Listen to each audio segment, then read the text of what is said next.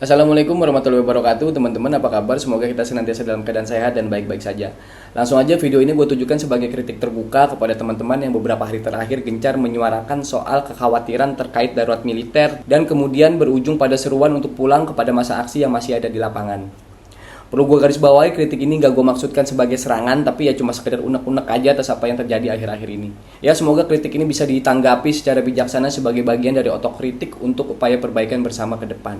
Yang pertama, ya gue ngerti kekhawatiran dan concern kalian soal darurat militer sebagai kemungkinan yang akan diambil pemerintah atas eskalasi demonstrasi yang kemudian berkembang menjadi kerusuhan, penjarahan, serta perusakan fasilitas umum dan pribadi milik rakyat maupun pejabat.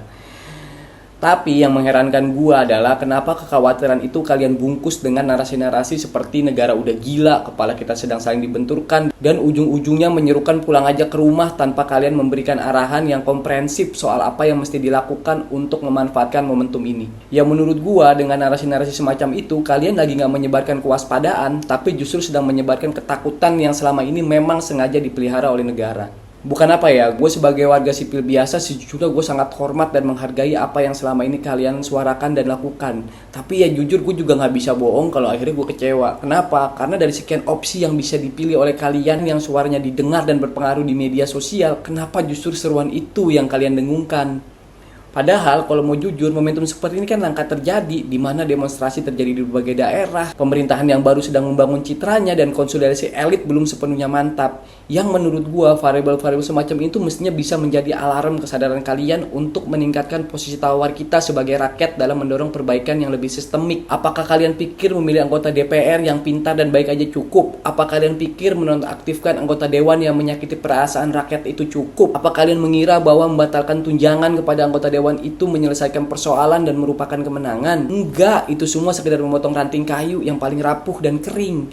Tapi sistem yang menjadi akar dari semua masalah ini tertumbuh dan menyebar. Ya, sistem yang ada dalam undang-undang pemilu kita, sistem dalam undang-undang partai politik kita, dan sistem dalam undang-undang MD3 kita.